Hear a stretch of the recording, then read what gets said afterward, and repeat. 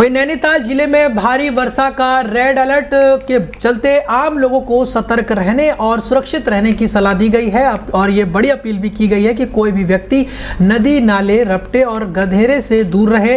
वहीं नदी और नालों के तटवर्ती और संवेदनशील क्षेत्र में निवास कर रहे लोगों को सुरक्षित स्थानों पर जाने की अपील भी की गई है। लगातार हो रही बारिश से रात्रि 9 बजे कोसी नदी से लगते पूछड़ी क्षेत्र का उपजिलाधिकारी रामनगर राहुल शाह, वहीं तहसीलदार रामनगर कुलदीप पांडे समेत कई अधिकारियों के साथ क्षेत्र का निरीक्षण किया। वहीं स्थानीय व्यक्तियों के घर घर पर जाकर उन्होंने लोगों को सूचित भी किया कि नैनीताल जिले में भारी से भारी वर्षा का रेड अलर्ट होने के दृष्टिगत कोई भी व्यक्ति नदी और नालों के तटवर्ती और संवेदनशील जगहों पर ना जाए। वहीं तत्काल सुरक्षित स्थान और प्रशासन द्वारा चिन्हित स्थान राजकीय विद्यालय, पंचायत घर, रैन बसेरा आदि पर जाने की अपील की गई है। उधर हल्द्वानी कालाढूंगी के पास चकलुआ में पास हाईवे का आधा हिस्सा पानी के तेज बहाव में बह गया, जिसके बाद सिंगल साइड में ट्रैफिक चलाया जा रहा है। हाईवे का आधा हिस्सा पानी के तेज बहाव के बाद सड़क पर भारी खतरा बना हुआ है। हालांकि एसडीएम रेखा कोहली और पुलिस टीम मौके पर निरीक्षण करने के लिए पहुंचे। वहीं नैनीताल जिलाधिकारी के निर्देश के बाद तहसील कालाढूंगी में आपदा कंट्रोल रूम बनाया गया है। आपदा को लेकर किसी भी तरह की सूचना के लिए हेल्पलाइन नंबर भी जारी किया गया है।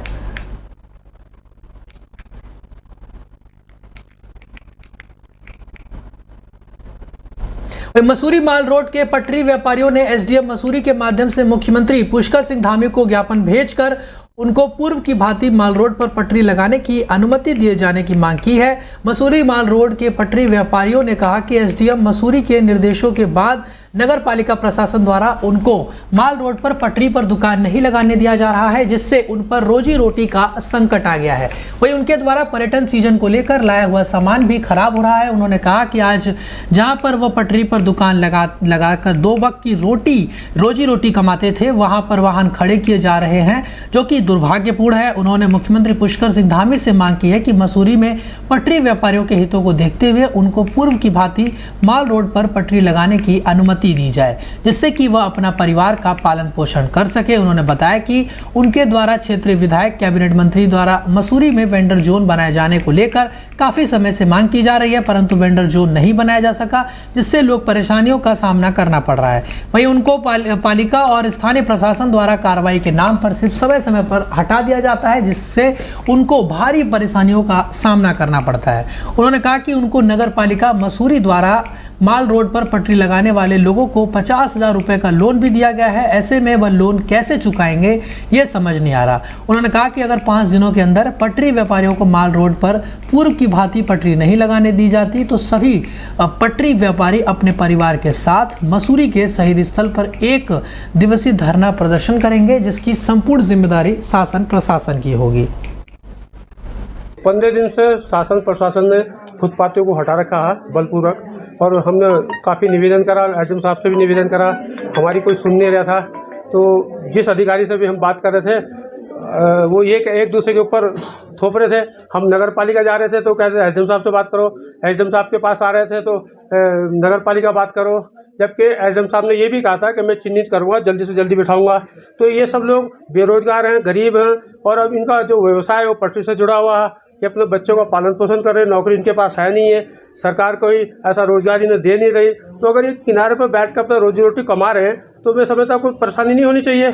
और दूसरी तरफ नगर पालिका प्रशासन इस तरह से इनके ऊपर हावी है कि जैसे कोई चोर डकैत बदमाश हो।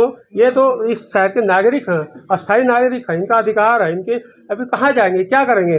तो इसलिए मेरा आपके माध्यम से माननीय मुख्यमंत्री जी से निवेदन है कि इनके बारे में ज़रूर वो सोचें। और एक चीज़ और भी है कि माल रोड पर जब से इन लोगों को हटाया गया, बराबर गाड़ी खड़ी है, तमाम गाड़ी खड़ी है, यहाँ पिक्चर पाली से लेकर किताब घर तक गाड़ी खड़ी, होटलों मालिक को खड़ी, कस्टमर भी खड़ी। तो जब गाड़ी खड़ी हो सकती है वहाँ, तो क्या ये गरीब लोग वहाँ बैठ कर अपनी रोजी रोटी नहीं कमा सकते, अपने बच्चों का पालन पोषण कर रहे हैं, तो क्या ये नहीं कर सकते। हमने दिया अगर हमारी 5 दिन के अंदर माननीय मुख्यमंत्री जी ने हमारी समस्याओं का इनका समाधान नहीं करा, तो हम मजबूर होकर झूलाघर पर 11 तारीख को 11 बजे से और 3 बजे तक धरना प्रदर्शन करेंगे।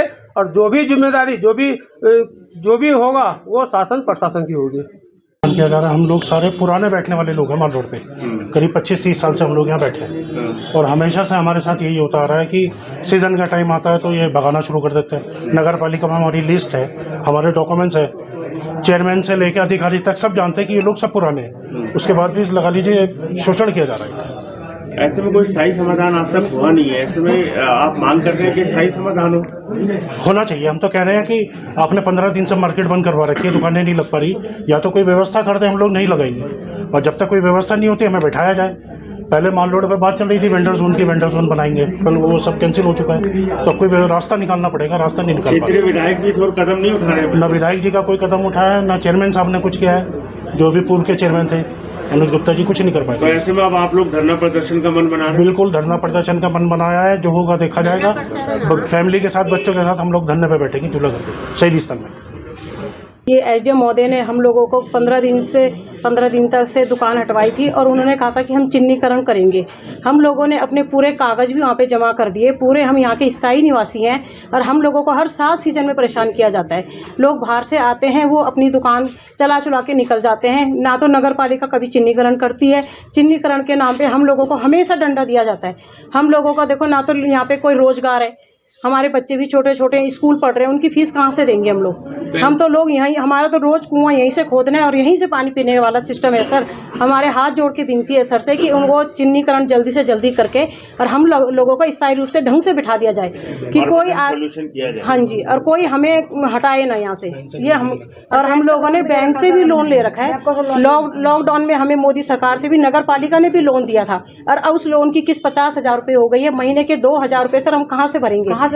ये प्रशासन हमें बता दे, या जितने दिन तक हम लोग दुकान नहीं लगा रहे वो हमको बता दे कि हम क्या करें, या हमारी व्यवस्था कर दे, उतने दिन तक हम अपनी दुकान नहीं लगाएंगे। आज 15 दिन हो गए हम लोग चोरी छिपे लगाते, नगर पालिका आती है, कभी सामान किसी का उठा के ले जाती है, जैसे हम लोग बाहर से आ रखे होंगे यहाँ पे चोरी चकारी कर रहे हैं। बताए हम लोग पूरे 365 दिन मसूरी में यहाँ पे बैठे रहते हैं, ऐसे नहीं कि बाहर से आ रहे हैं। बारिश हो गई, सर्दी हो गई, सारे यहाँ पे कर सकते हैं ये लोग चिन्हीकरण, ऐसा नहीं कि नहीं कर सकते। 2 किलोमीटर की माल रोड है, चिन्हीकरण करने के नाम पे हम लोगों पे हर साल डंडा किया जाता है सर। और ऐसा आंदोलन समझाते हैं कि गाड़ी खड़ी कर करके परेशान करते हैं।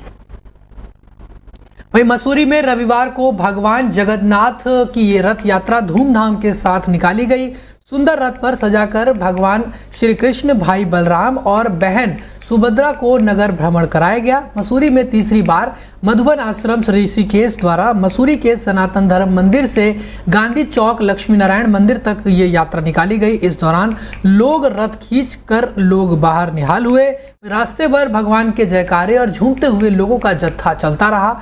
जिस स्थान से यह यात्रा गुजर रही थी वहां का माहौल भक्तिमय हो जा रहा था। इस दौरान कई जगहों पर धर्म प्रेमियों ने प्रसाद वितरित भी किया। रथ यात्रा से पहले जगन्नाथ मंदिर में स्नान आदि के उपरांत भगवान जगन्नाथ का अभिषेक किया गया और उनकी विशेष आरती की गई। इस मौके पर कुदरा के जगन्नाथ मंदिर की आकर्षक सजावट की गई थी। वहां से आरंभ होकर रथ यात्रा ने पूरे बाजार का भ्रमण किया। वहीं रथ यात्रा के बाद महा प्रसाद वितरण का भी आयोजन किया गया, जिसमें बड़ी संख्या में श्रद्धालु नर नारियों ने महाप्रसाद ग्रहण किया।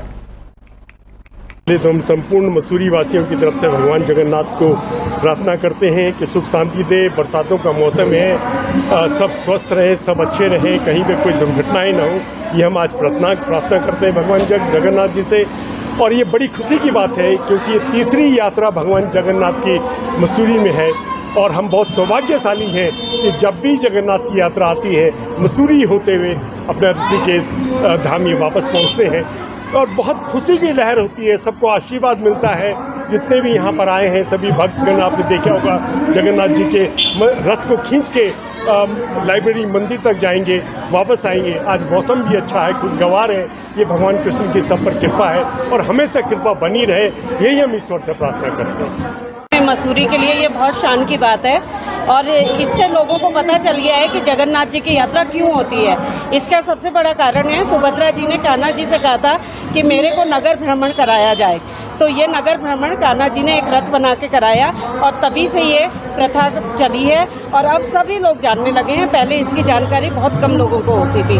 तो मैं बहुत भाग्यशाली समझती हूँ कि हमारे हिंदू धर्म में ये सब होता है और हमने हिंदू धर्म में जन्म लिया। ये कहना चाहिए ये तो बहुत पहले से चलता आ रहा है, होता था, लेकिन कुछ लोग इसको भूल चुके थे, लेकिन अब दोबारा से आया है। सब लोगों को शिक्षा मिलनी चाहिए कि ये यात्रा होती है और इस तरह भगवान की प्रार्थना करनी चाहिए, भगवान के अंदर में भगवान के लिए सनातनी बनना चाहिए।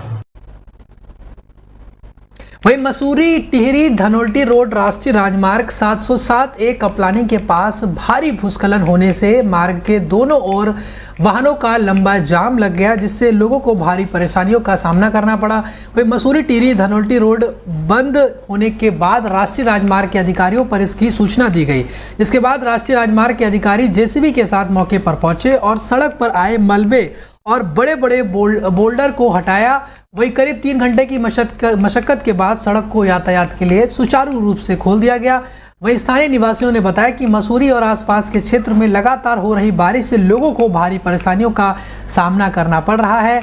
मसूरी टिहरी धनोल्टी रोड 700A पर कपलानी के पास भारी भूस्खलन हो गया, जिस कारण पहाड़ से बड़े बड़े बोल्डर और मालवा सड़क पर आ गिरा। वहीं आपको बताएं कि पहाड़ी का एक बड़ा हिस्सा जो है वो टूट कर भी गिर गया है, जिसका एक वीडियो भी सामने आ रहा है जिसमें वो टूटता हुआ नजर आ रहा है। वही सड़कों के बीचों बीच ये हिस्सा आने से यातायात जो है पूर्ण रूप से बाधित हो गई। जेसीबी की मदद से सड़क पर आए पत्थर और मलबे को हटाया गया। वह करीब 3 घंटे के बाद सड़क को यातायात के लिए खोला गया।